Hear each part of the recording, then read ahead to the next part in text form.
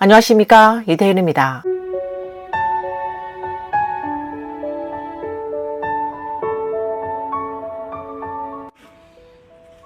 천사 신원로.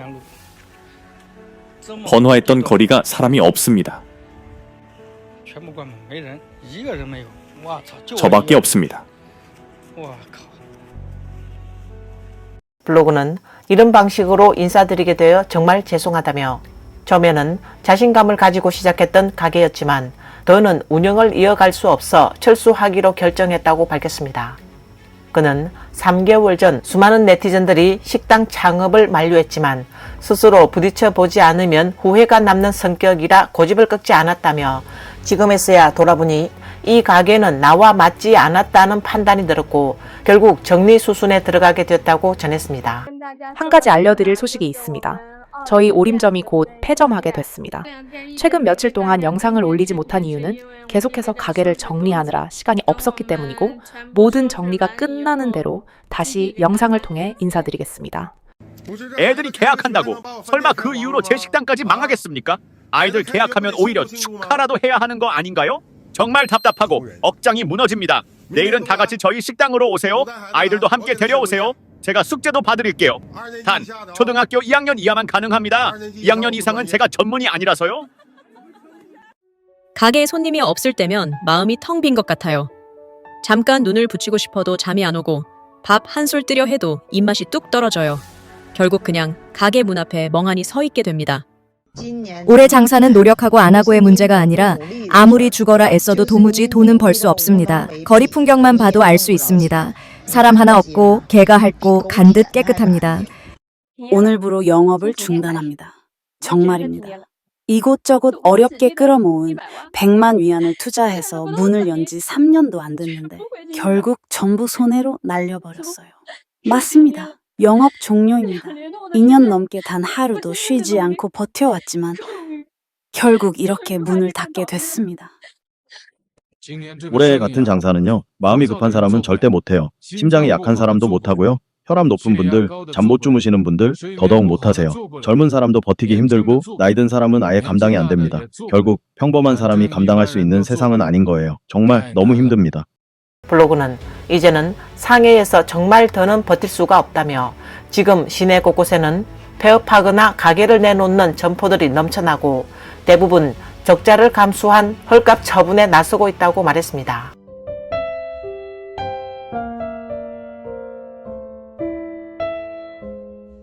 중국 도시의 거리 한복판, 한때 사람들로 북적이던 식당들은 이제 텅 비어있고 대형 쇼핑몰도 한산하기만 하며 소비 열기는 마치 하룻밤 사이에 사라져버린 듯합니다.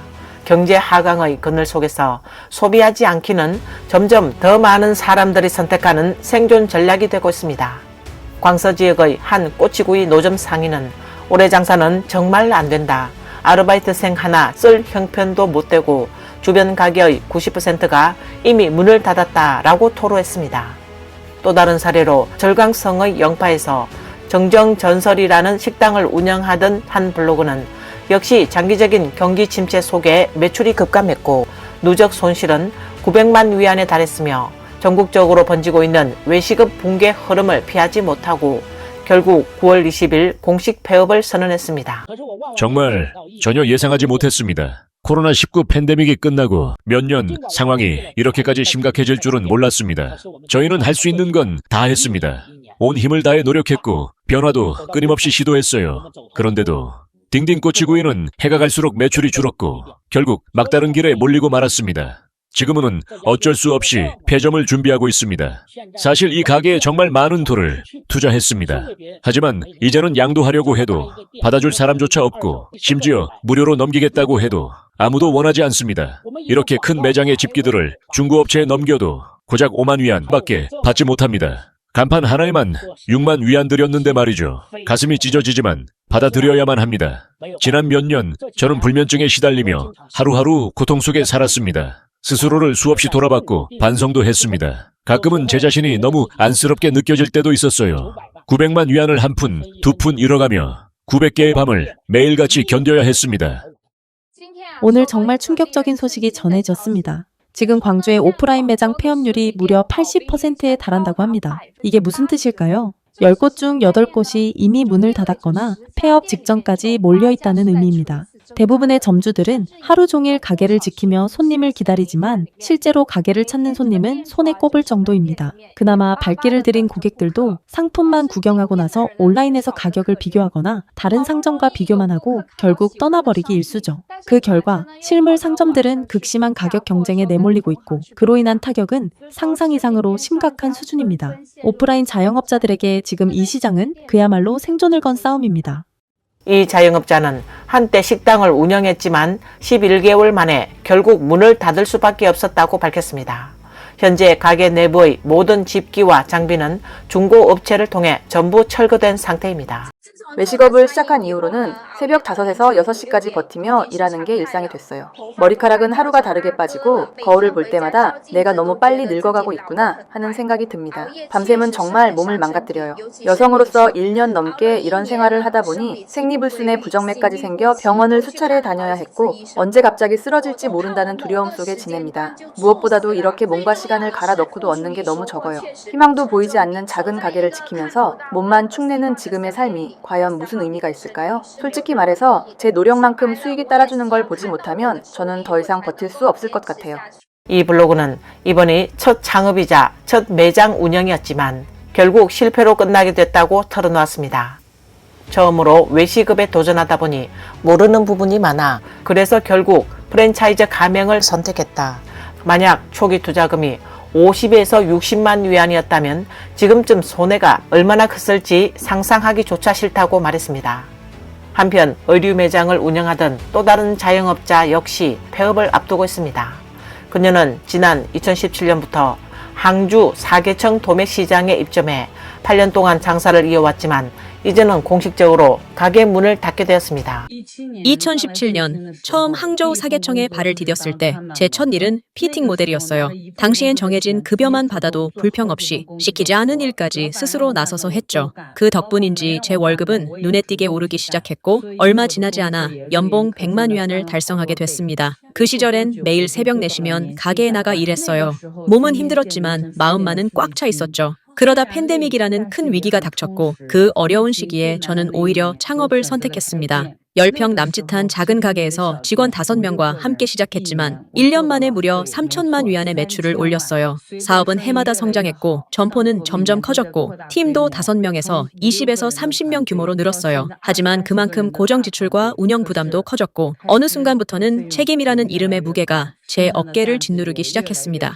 블로그는 저희는 모든 채널에서 집중적으로 홍보를 했음에도 불구하고 9월 한 달 동안 매출이 오히려 올해 들어 가장 저조한 수준을 기록했다.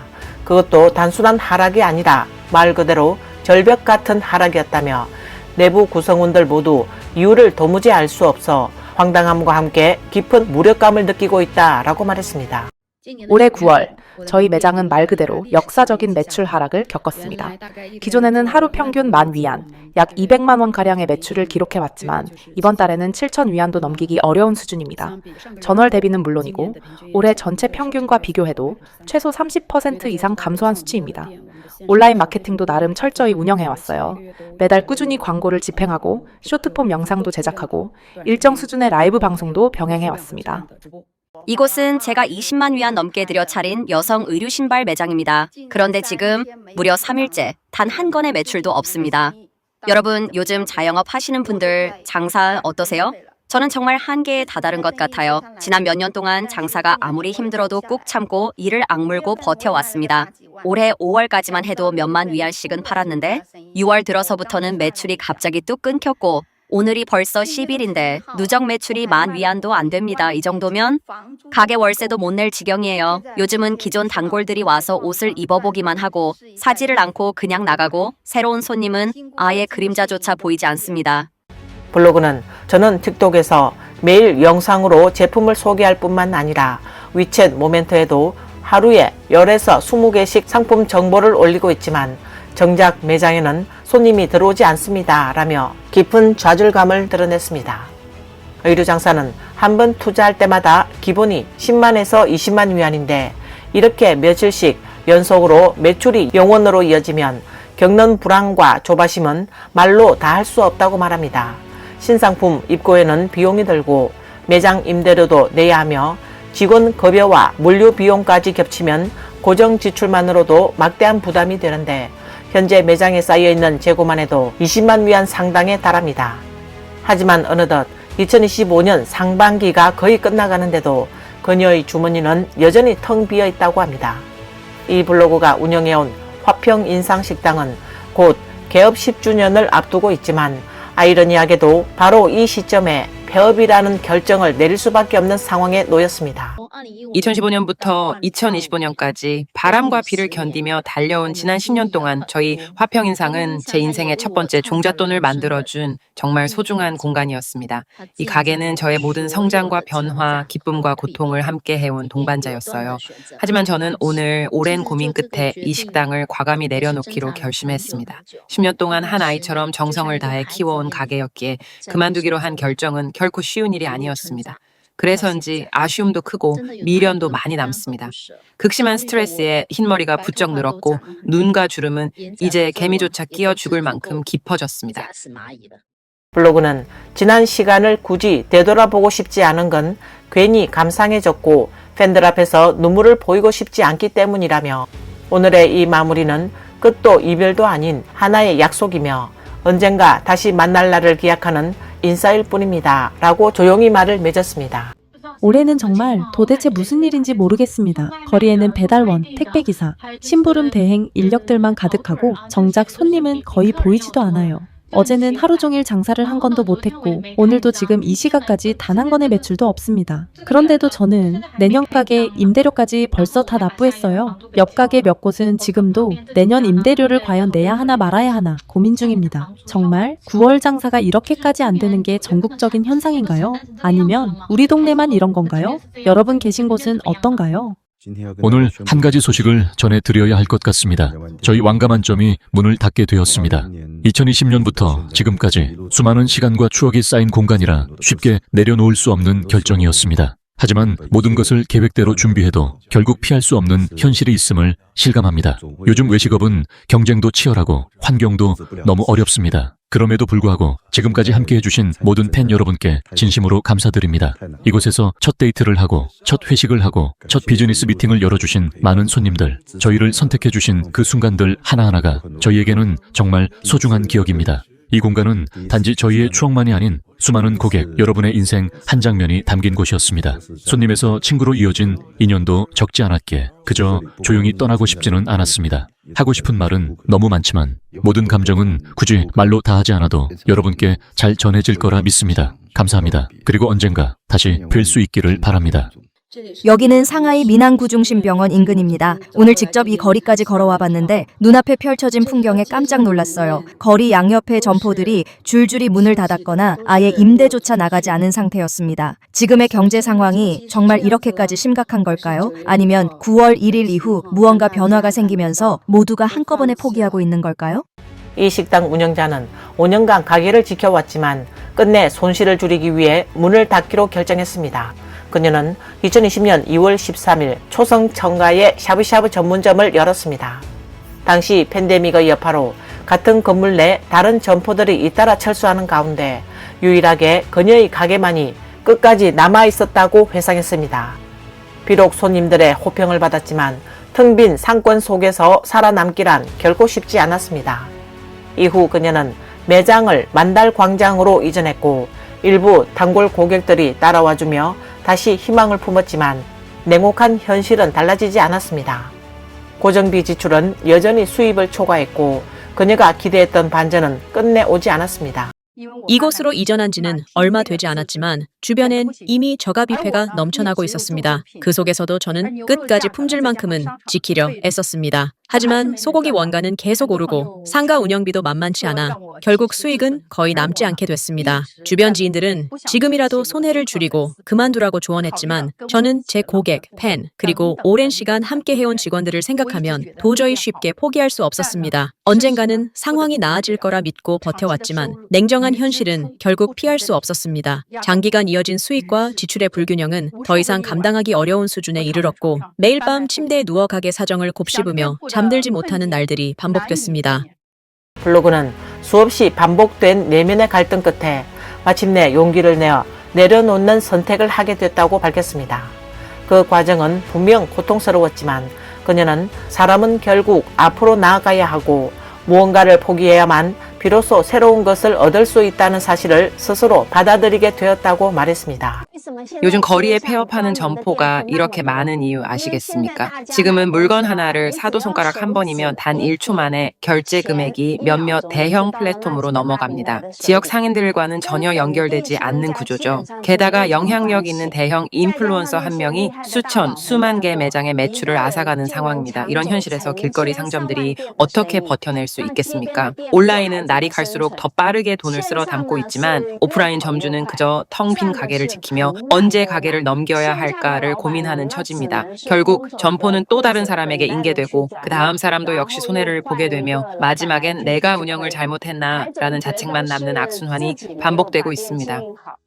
블로그는 지금처럼 모든 소비가 온라인 중심으로 돌아가는 방식이 계속된다면 결국 평범한 사람들의 돈은 전부 플랫폼에 흘러들어가고 오프라인 자영업자들은 점점 더 장사하기 어려워질 수밖에 없다고 말했습니다. 오늘은 여러분께 매우 아쉬운 소식을 전하게 되었습니다. 바로 내일부터 산둥성 교주 서로에 위치한 길상동과 매장이 공식적으로 문을 닫게 되었습니다. 아직도 기억이 생생합니다. 2021년 겨울 텅 빈 가게 안에서 도면을 들고 이리저리 고민하며 인테리어 스타일을 하나하나 정해 나가던 그날들. 수십 번의 수정 끝에 지금의 모습을 완성했죠. 특히 사용한 전통 동소든 북경에서 특별히 주문에 공수해 온 것이었고요. 지난 4년 동안 저희는 한 분 한 분의 손님을 소중히 맞이했습니다. 처음엔 낯설던 얼굴들이 점점 익숙한 단골이 되었고 함께 나눈 수많은 뜨거운 순간들이 이 공간, 길상동거의 시간 속에 깊이 새겨졌습니다. 블로그는 사실 폐점이라는 결정을 내리기까지 우리 역시 오랜 시간 고민과 갈등을 반복했다며 가게 한편에 자리한 익숙한 동속과 동료들이 분주히 오가던 작업대를 바라보며 마음속 깊은 곳에서 쉽게 내려놓을 수 없는 아쉬움이 밀려온다고 밝혔습니다. 그리고 마지막으로 함께 해주신 모든 인연에 진심으로 감사드리며 그동안의 동행에 고개 숙여 인사드립니다 라고 조용히 작별을 전했습니다. 해당 블로그는 영상 하단 댓글을 통해 가게를 닫는 것도 분명한 용기가 필요하다며 성장이란 단지 앞으로 나아가는 것만이 아니라 때로는 멈추는 법을 배우고 한쪽 문을 과감히 닫아야 다른 창을 열 수 있다는 것임을 느꼈다고 말했습니다. 이어 올해는 유난히 돈 벌기가 어렵고 모든 업종이 극심한 경쟁에 내몰리고 있다며 지금 이 시대를 살아가는 소상공인들의 현실을 담담히 되짚었습니다. 저희는 이제 가게를 정리할 준비를 하고 있고 오늘은 여러분께 진심을 담아 몇 마디 말씀드리고 싶습니다. 제 채널을 꾸준히 지켜봐 주신 분들은 아시겠지만 작년 3월 저와 친구 2명, 총 3사람이 의기투합해 이 여성 의류 매장을 함께 열었습니다. 지난 1년여 동안 저희는 정말 작은 가게 하나에 온 마음을 쏟아왔습니다. 매장에서 판매한 옷들은 모두 저희가 직접 입어보고 원단을 하나하나 손으로 만져본 뒤에야 들여온 제품들이었습니다. 그저 보기 좋은 옷이 아니라 품질이 좋고 가격도 합리적인 상품을 고객 여러분께 소개하고 싶다는 마음 하나로 지금까지 버텨왔습니다. 요즘 공장들은 주문을 따내기 위해 서로 가격을 낮추고 인건비까지 줄이며 치열하게 경쟁하고 있습니다. 3명이 해야 할 일을 2명에게 맡기고 효율을 높인다는 명분 아래 사실상 사람을 갈아넣는 구조가 되어가고 있습니다. 노동자들 사이의 경쟁도 마찬가지입니다. 원래 하루 일당이 25위안이던 일이 20위안으로 줄어도 일하겠다는 사람이 있고 그 20위안이 다시 18위안으로 떨어져도 마다하지 않는 사람들이 여전히 있습니다. 그저 생계를 위해서 선택의 여지가 없기 때문입니다. 막 문을 연 정골량탕 식당도 며칠 되지 않아 벌써 가게를 내놓았습니다. 그 옆으로 이어진 몇몇 점포들 역시 줄줄이 양도 안내문을 붙였고 오랜 시간 장사를 이어오던 가게들조차 결국 버티지 못하고 문을 닫기로 했습니다. 바로 앞에 있는 이 가게도 마찬가지입니다. 개업한 지 얼마 되지 않았지만 벌써 점포를 넘긴다는 안내문이 붙어 있네요. 블로그는 이 아파트 단지 상가는 한때 활기가 넘쳤고 점포 임대료도 꽤 높은 편이었지만 최근 2년 사이 상황이 급변했다며 지금은 대부분의 가게들이 줄줄이 점포를 양도하며 상권 자체가 빠르게 무너지고 있다고 전했습니다. 오늘 뉴스는 여기까지입니다. 시청해 주셔서 감사합니다.